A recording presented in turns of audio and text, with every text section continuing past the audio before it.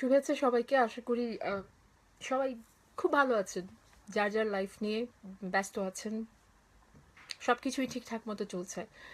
শুধু কিছু মানুষ হাউখাউ করছেন, কিছু মানুষ বাংলাদেশে কিছু সংখ্যালঘুর উপর নির্যাতন হয়েছে সেটা নিয়ে কথাবার্তা বলছেন। বাকিদের জীবন খুব মাস চলে যাচ্ছে। কেউ রেস্টুরেন্টে গিয়ে খাচ্ছেন, বন্ধু বান্ধবদের নিয়ে ঘুরতে বেরোচ্ছেন। কিছু হিন্দুই তো মারা পড়ছে, হিন্দুর ঘরবাড়ি তো মারা পড়ছে, হিন্দুদেরকেই তো মালাউন বলে গালি দেওয়া হচ্ছে। এটা তো আর নতুন কিছু না, এটা তো হয়েই আসছে সেই বাংলাদেশের শুরু থেকে। বাংলাদেশ সেই দেশভাগের পর থেকে বাংলাদেশের শুরু থেকে হয়েই আসছে, নতুন কোনো ঘটনা না।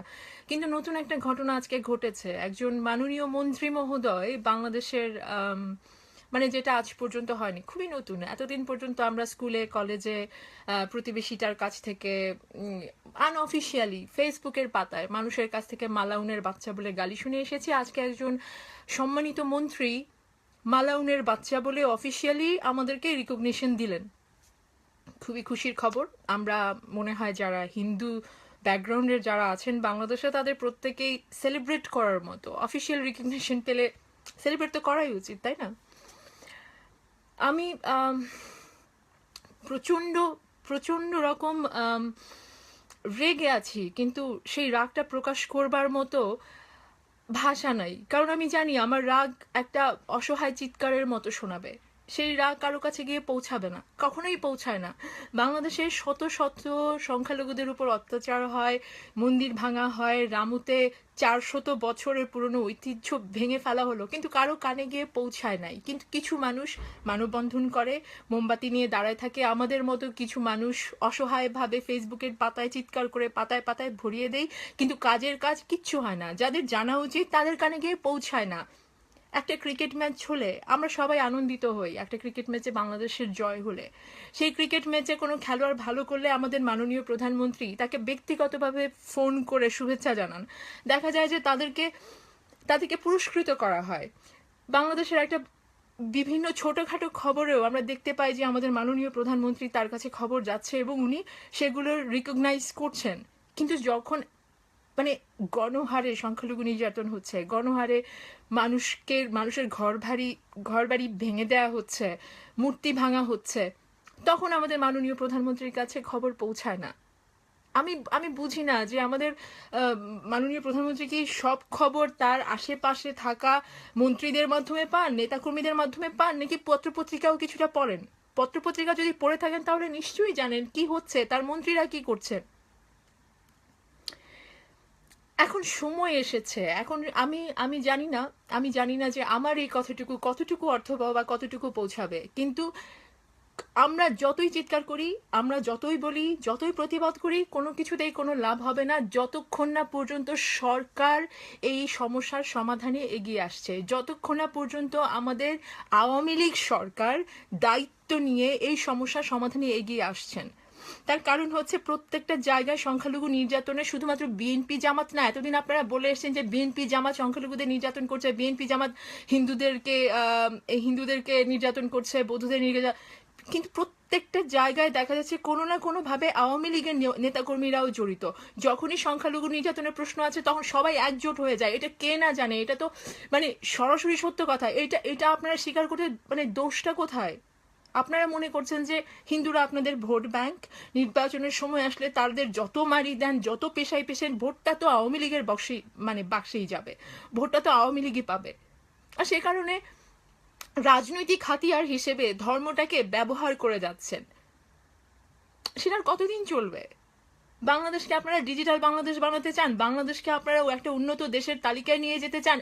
উন্নত দেশ তখনই হয় একটা দেশ যখন সেই দেশের সংখ্যালঘুরা ভালোভাবে থাকে। একটা দেশ তখনই উন্নত দেশের মর্যাদা পায়, একটা দেশ তখনই উন্নত সমাজ ব্যবস্থার মর্যাদা পায় যখন সেই দেশে তার যে রিলিজিয়াস মাইনরিটি আছে, তার যে ইন্ডিজিনিয়াস মাইনরিটি আছে, তাদেরকে তারা সমান অধিকার দেয়, সমানভাবে ভালোভাবে রাখে। তখনই সেই দেশটা ভালো একটা অবস্থানে পৌঁছাতে পারে। কিছু একটা বলেই বলে আপনাদের ইন্ডিয়াতে যে সংখ্যালঘু নির্যাতন হচ্ছে আপনারা তো কিছু বলছেন না, ইন্ডিয়াতে যে মুসলমানদের নির্যাতন হচ্ছে তাতে তো কিছু বলছেন না। গত কয়েক মাস ধরে আমি দেখে আসছি কিছু বলতে গেলেই ফেসবুকে এক দঙ্গল লোক এসে বলতে শুরু করে মুসলিমদেরকে যে মেরে ফেলছে, ইন্ডিয়াতে কিছু বলেন না। আরে ভাই, ইন্ডিয়াতে ইন্ডিয়াতে রাষ্ট্রপতি পর্যন্ত মুসলমান এসছে, সালমান খান, শাহরুখ খান সবাই মুসলিম। ইন্ডিয়াতে মুসলিমরা কিভাবে কিভাবে ট্রিট করছে দেখেন। দু একটা ঘটনা দিয়ে এসে বাংলাদেশের ঘটনাকে জায়েজ করতে চান।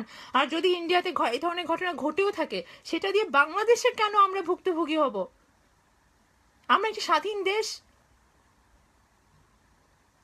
বাংলাদেশের স্বাধীনতার জন্য হিন্দুরা কম রক্ত দেয় নাই।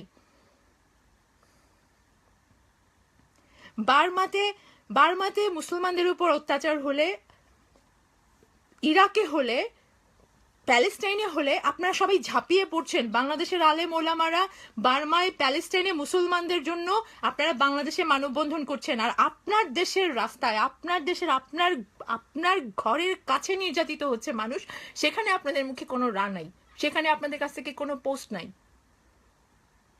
এই ধরনের যতদিন চলতে থাকবে, যতদিন পর্যন্ত আমাদের সুশীলরা মানে দেখে না দেখার ভান করতে থাকবেন, যতদিন পর্যন্ত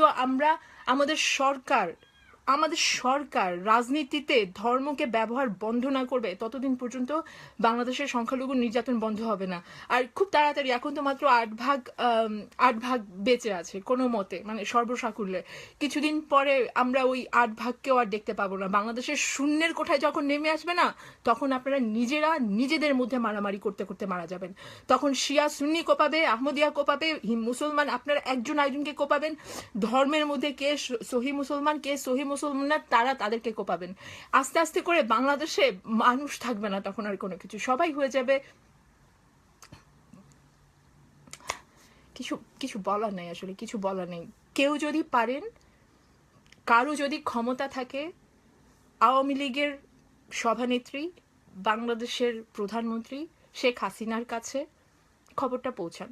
ওনার কাছে হয়তো এখনো খবরটা পৌঁছায় নাই, উনি হয়তো এখনো জানেন না যে 400 ঘর বাড়ি ভাঙা হয়ে গেছে, আজকেও অনেক জায়গায় অ্যাটাক হয়েছে, এবং ওনার একজন মাননীয় মন্ত্রী হিন্দুদেরকে মালাউনের বাচ্চা বলে গালি দিয়েছেন, অফিসিয়ালি রিকগনিশন দিয়ে দিয়েছেন। কেউ যদি পারেন, কারো যদি ক্ষমতা থাকে, দয়া করে মাননীয় প্রধানমন্ত্রী শেখ হাসিনার কাছে খবরটা পৌঁছান। কারণ একমাত্র শেখের বেটির উপরই বাংলাদেশের হিন্দুদের আস্থা ছিল, যে কারণে আওয়ামী লীগের দেখা যায় যে মিডিয়াতে একটা ইলেকশনের সময় খুঁজে খুঁজে সিথি সিঁদুরওয়ালা মহিলাদের ছবি খুঁজে বের করা হয়, ভোট ব্যাংক হিসেবে হিন্দুদেরকে বোঝানো হয় যে তারা আওয়ামী লীগের ভোট বাক্সে ভোট দিচ্ছে, এবং সেই কারণে হিন্দুদের বাড়িঘর ভেঙে ফেলা হয়। হিন্দুরা কম প্রাইস পে করে নাই আওয়ামী লীগের জন্য, আওয়ামী লীগ সরকারের জন্য, বাংলাদেশের জন্য, বাংলাদেশের একটা অসাম্প্রদায়িক সংবিধানের জন্য। আজকে হয়তো বলবেন যে আমি হিন্দু ব্যাকগ্রাউন্ড থেকে বলে এটা বলছি, কিন্তু গায়ে লাগে। এবং আপনি যদি মানুষ হয়ে থাকেন, আপনারা যদি মানুষ হয়ে থাকেন, আপনাদেরও গায়ে লাগা উচিত। সময় থাকতে প্রতিরোধ করেন, প্রতিবাদ করেন। কাউকে আঘাত দিয়ে থাকলে দুঃখিত।